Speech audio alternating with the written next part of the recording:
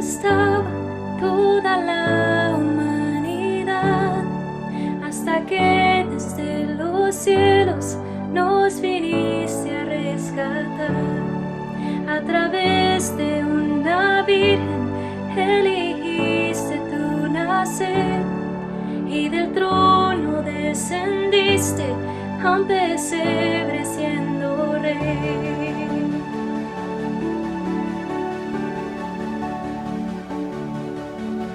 Gloria al Padre, nuestro Dios. Gloria al Hijo, el Salvador. Gloria al Santo Espíritu. Rey de reyes, nadie hay como tú.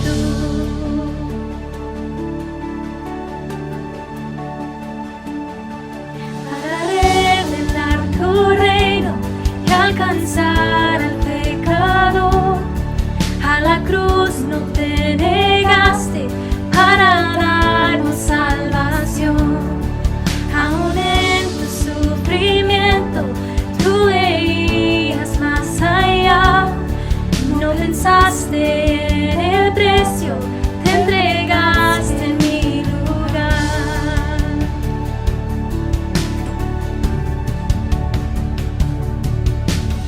Gloria al Padre, nuestro Dios. Gloria al Hijo, Salvador.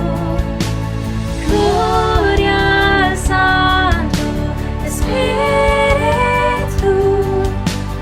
Rey de reyes, nadie hay como tú.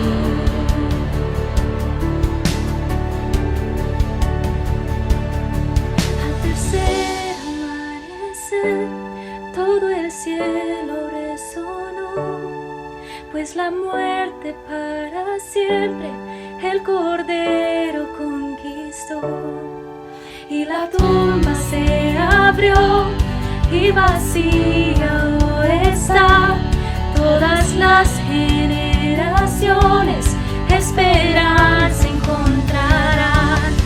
Y la iglesia comenzó, por su espíritu nació.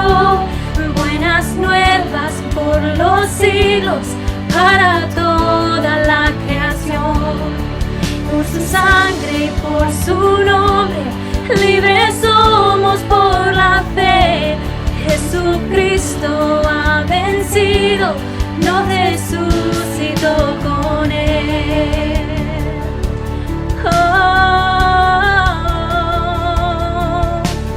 Gloria al Padre, nuestro Dios. Gloria al Hijo, Salvador. Gloria al Santo Espíritu. Rey de reyes, nadie hay como tú. Rey de reyes, nadie hay como tú.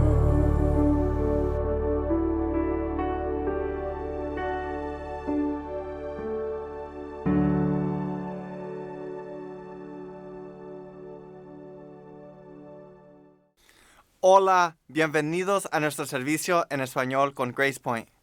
Estamos felices que nos hayan podido acompañar un domingo más. La semana pasada escuchamos la historia de nuestro hermano David relatándose a la historia del hijo pródigo. Esta es la tercera semana desde que comenzamos nuestro servicio en español aquí en Grace Point. Sí, y estamos felices que muchos de nuestros hermanos y hermanas de nuestra iglesia puedan ver este servicio con sus familias. Ahora, Ubaldo, explícanos lo que les tenemos planeado de aquí en adelante. Ok, queremos introducir dos cosas hoy. La primera, el Bible Project en español, y la segunda, el Evangelio de Marcos, que vamos a estudiar en estas próximas semanas. Sí, y para los que no saben, el Bible Project es un sitio en la internet con varios videos sobre los libros de la Biblia que ayudan a explicar muchos de los temas que a veces nos preguntamos. Y no únicamente están en español o en inglés, pero en varios lenguajes. El equipo que ha hecho el Bible Project quiere ayudar a compartir el Evangelio a todo el mundo de una manera que es fácil de entender. Y lo mejor de todo es que todos estos recursos son gratis. Gracias por la explicación del Bible Project. Es un muy buen recurso y les recomendamos que lo usen para mejorar su entendimiento de la Biblia. También vamos a comenzar una serie estudiando el Evangelio de Marcos. Hoy nuestro hermano Edgar nos traerá el mensaje. Muchas gracias por estar hoy con nosotros. Ahora comenzamos con el Bible Project y luego Edgar nos va a dar el mensaje. Gracias. El Evangelio según Marcos es uno de los primeros registros de la vida de Jesús, y las tradiciones históricas más cercanas enlazan este libro con un escriba cristiano llamado Marcos o Juan Marcos. Él fue un colaborador de Pablo y un compañero cercano de Pedro. De hecho, un historiador de la iglesia antigua llamado Papías registra que Marcos había recolectado todo el testimonio ocular y las memorias de Pedro y luego las acomodó en este registro. Pero Marcos no reunió al azar todas las piezas, sino que diseñó cuidadosamente la historia de Jesús. En la primera línea del libro, Marcos hace esta declaración respecto a Jesús: principio del Evangelio de Jesucristo, el Mesías, Hijo de Dios. Lo que es interesante es que esta es la única vez que Marcos te dirá lo que piensa. En el resto del libro, él te va a influenciar simplemente poniendo las acciones y palabras de Jesús delante de ti y mostrándote cómo otras personas reaccionan a él. Marcos ha diseñado la historia de Jesús como un drama con 3 actos. El primero sucede en Galilea, el tercero en Jerusalén, y el segundo acto muestra a Jesús en el camino de un lugar a otro, y cada uno de los actos se enfoca en un tema repetido. En el primer acto, todo el mundo está asombrado por Jesús y se preguntan: ¿quién es este Jesús? En el segundo acto, son los discípulos los que están luchando por entender qué significa que Jesús es el Mesías. Y luego, en el tercer acto, vemos la sorprendente paradoja de cómo Jesús se convierte en el rey mesiánico. Entremos en la historia y veamos cómo se desenvuelve. Después de la línea introductoria, Marcos comienza con una cita de los antiguos profetas, Isaías y Malaquías, quienes dijeron que Dios enviaría un mensajero a Israel para prepararlos para cuando Dios mismo venga a rescatar a su pueblo y se convierta en su rey. Y Marcos presenta a Juan el Bautista como el mensajero. Y luego, justo cuando esperas que Dios aparezca personalmente, Marcos presenta a Jesús. Y mientras él llega a la escena, los cielos se abren, el Espíritu de Dios desciende sobre Jesús y Dios dice: «Tú eres mi Hijo amado».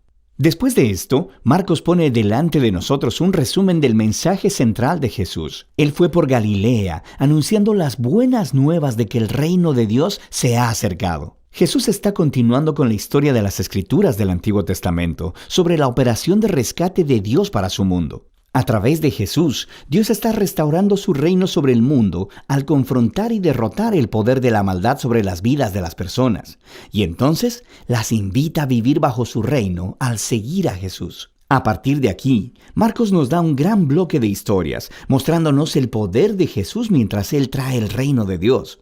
Él va sanando a personas cuyos cuerpos están enfermos o quebrantados, o bajo la opresión de poderes espirituales oscuros. Y Jesús incluso hace algo que, para el pueblo judío, solo Dios tiene el derecho de hacer. Él perdona los pecados. Y las acciones de Jesús producen muchas respuestas diferentes. Algunos le siguen y se vuelven sus discípulos.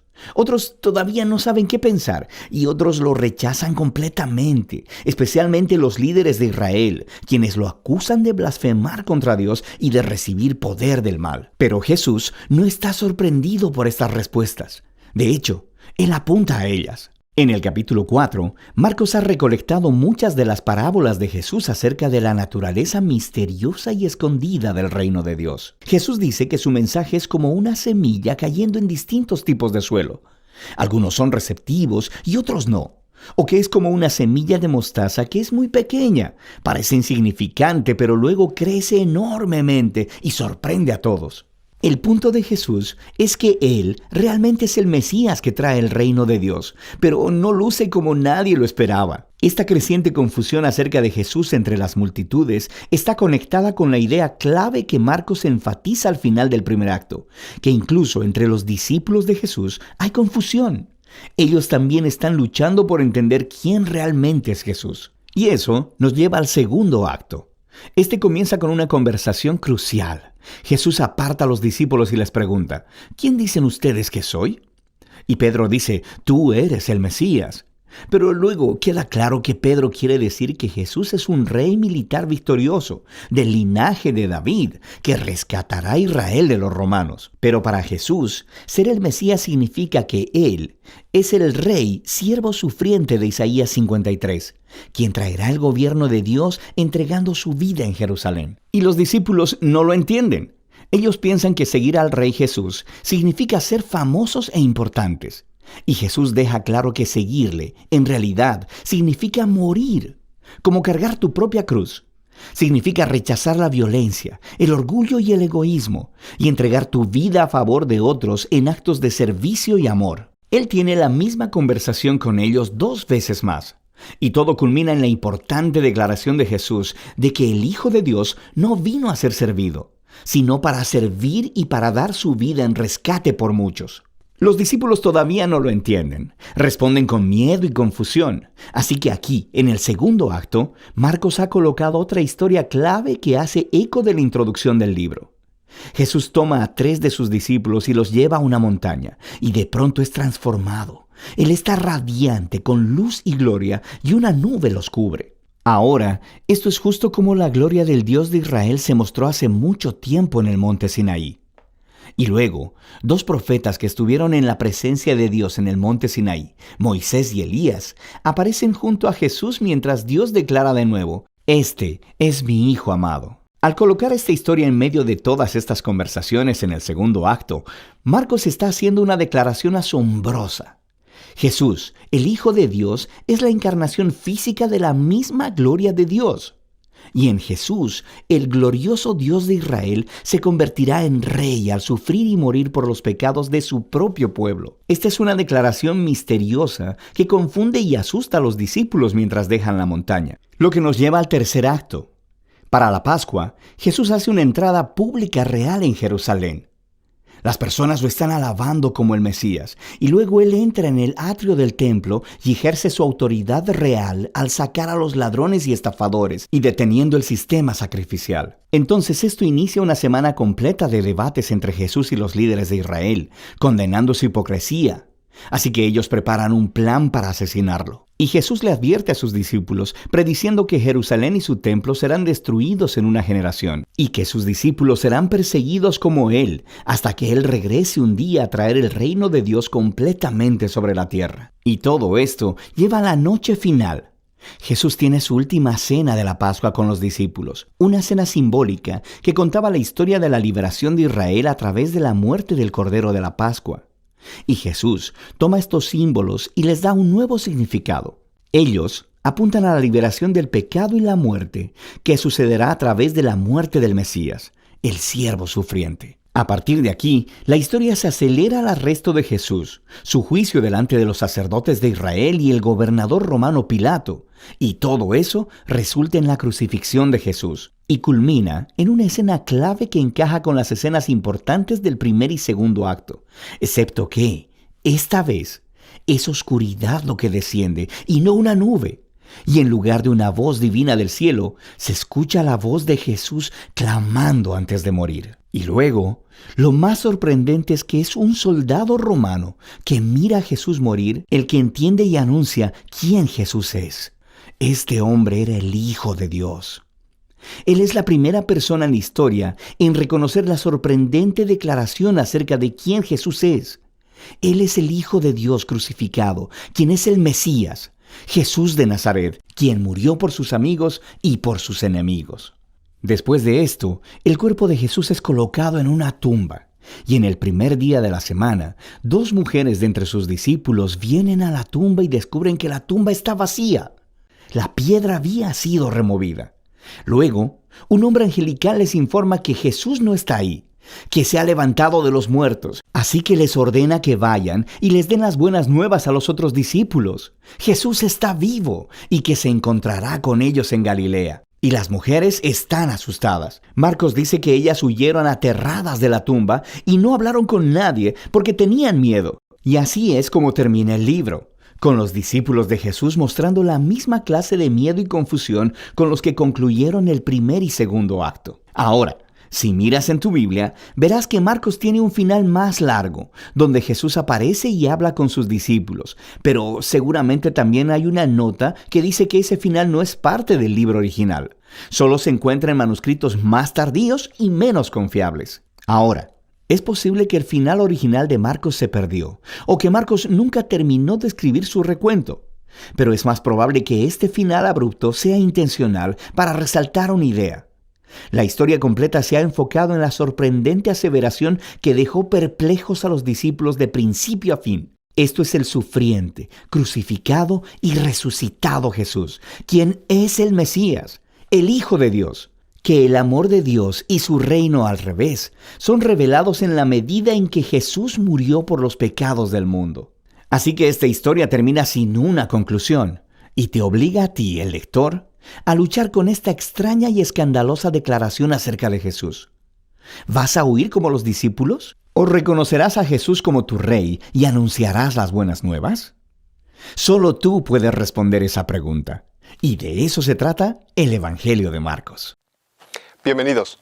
Hoy comenzaremos con nuestro primer mensaje en el libro de Marcos. Así que espero que el video les haya brindado la información necesaria para entender la idea principal de este libro. Marcos contiene material condensado, por lo que cubriremos un par de versículos a la vez y exploraremos cómo es que estos versículos se aplican a nuestra vida diaria. En el pasaje de hoy veremos el tema de la identidad de Jesús como Hijo de Dios, así como el amor incondicional de Dios por nosotros. ¿Qué tal si comenzamos leyendo el pasaje de hoy juntos? Pueden seguirme si tienen una Biblia en casa, si no, pueden leer junto conmigo. Leeremos del capítulo 1, versículos 1 al 11, y dice así. Comienzo del Evangelio de Jesucristo, el Hijo de Dios. Sucedió como está escrito en el profeta Isaías. Yo estoy por enviar a mi mensajero delante de ti, el cual preparará tu camino. Voz de uno que grita en el desierto, preparen el camino del Señor, háganle sendas derechas. Así se presentó Juan bautizando en el desierto y predicando el bautismo de arrepentimiento para el perdón de pecados. Toda la gente de la región de Judea y de la ciudad de Jerusalén acudía a él. Cuando confesaban sus pecados, él los bautizaba en el río Jordán. La ropa de Juan estaba hecha de pelo de camello, llevaba puesto un cinturón de cuero y comía langostas y miel silvestre. Predicaba de esta manera. Después de mí viene uno más poderoso que yo. Ni siquiera merezco agacharme para desatar la correa de sus sandalias. Yo los he bautizado a ustedes con agua, pero él los bautizará con el Espíritu Santo. En esos días llegó Jesús desde Nazaret de Galilea y fue bautizado por Juan en el Jordán. Enseguida, al subir del agua, Jesús vio que el cielo se abría y que el Espíritu bajaba sobre él como una paloma. También se oyó una voz del cielo que decía, «Tú eres mi Hijo amado, estoy muy complacido contigo». ¿Cuál es la identidad de Jesús? Bueno, Marcos es bastante sencillo desde el primer versículo y afirma que Jesús es el Hijo de Dios. Si está leyendo esto por primera vez, puede parecer fuera de lugar y parece que necesitamos un poco de más contexto. Marcos cita versículos del Antiguo Testamento del libro del profeta Isaías en los versículos 2 y 3 que dicen, «Yo estoy por enviar a mi mensajero delante de ti, el cual preparará tu camino. Voz de uno que grita en el desierto, preparen el camino del Señor y háganle sendas derechas».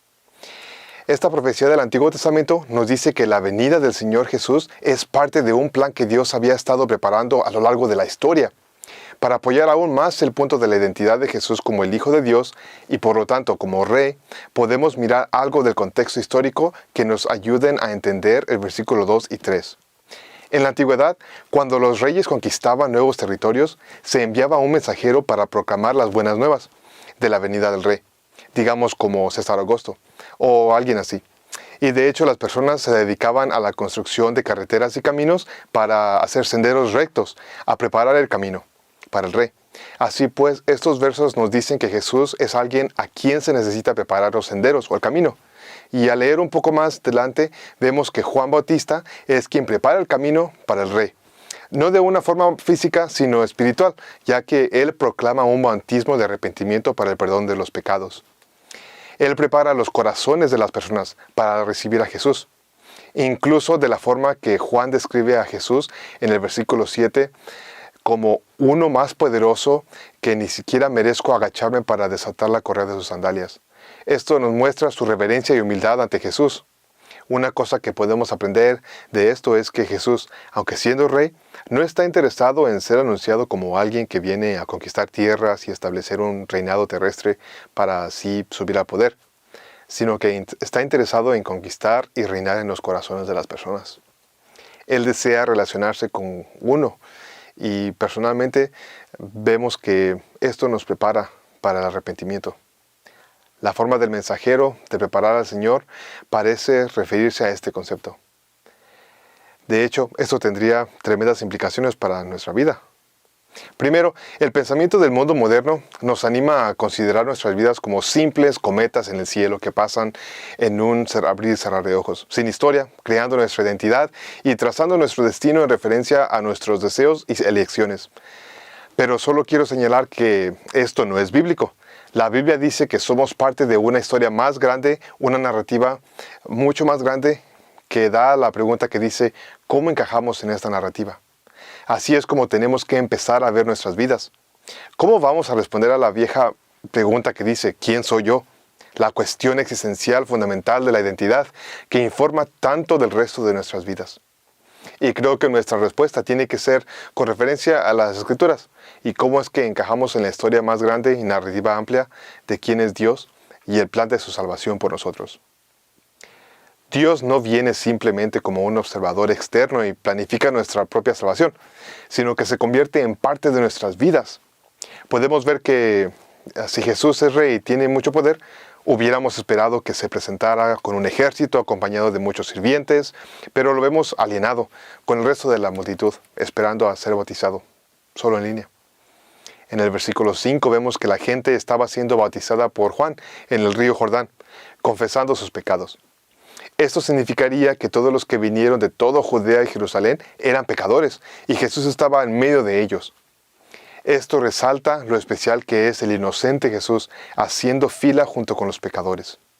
La gente en la fila lo habría mirado y pensado, mira, nada más un pecador más. Me imagino que si hubiera sido uno de nosotros en línea con él, podríamos haberlo ignorado. Me imagino con nuestro contexto del COVID-19 y el tener que esperar en línea para todo, ya sea de la tienda o para el restaurante, quizás solo hubiéramos de considerar a la persona junto a nosotros como una persona más, alguien más en fila y no daríamos mucha importancia. Pero, ¿qué tan extraño parece que Jesús hubiera venido así? Si yo fuera alguien de gran importancia y gran poder, no necesariamente habría pensado en aparecer así. Sin embargo, esto revela cuán diferentes son los caminos de Dios a los nuestros. Queremos ser distinguidos, queremos ser poderosos y creo que de alguna manera esperamos que si Dios viniera, también vendría de esa manera. Pero quizá digamos, ¿por qué no aparece Dios y ya? Una de las preguntas clásicas de los que dudan su existencia. Y creo que la respuesta es, como mencioné antes, que Dios no está interesado en conquistar tierras y que todos se inclinen ante su poder y se arrodillen, sino que está interesado en conquistar corazones que lo conozcan personalmente. Él quiere que poder relacionarse con nosotros para ganar nuestro corazón así, rotos por el pecado. Entonces, Él viene con un poder diferente, el poder del amor. Viene encubrido y viene principalmente a identificarse con nosotros, como dice en el libro de Mateo, capítulo 1, versículo 21, que viene como Emmanuel, Dios con nosotros.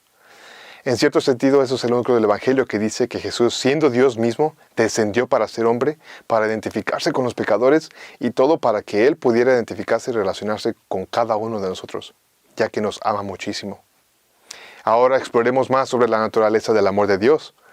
Mientras leemos los versículos 10 y 11, leemos que los cielos se abrieron y una voz gritó diciendo, «Tú eres mi Hijo amado, estoy muy complacido contigo». tengamos en cuenta que esto lo dice Dios incluso antes que Jesús haga algo. Él no ha curado a ninguna persona, ni ha hecho ningún milagro, y sin embargo recibe esas palabras. Ahora creo que cuando leemos esto, nuestra respuesta inicial es de, ay, por supuesto que Dios está complacido con él, es Jesús. Pero sin embargo, detengámonos un momento y pensemos en cómo estas simples palabras revelan el amor incondicional de Dios, no solo por Jesús, sino también por nosotros.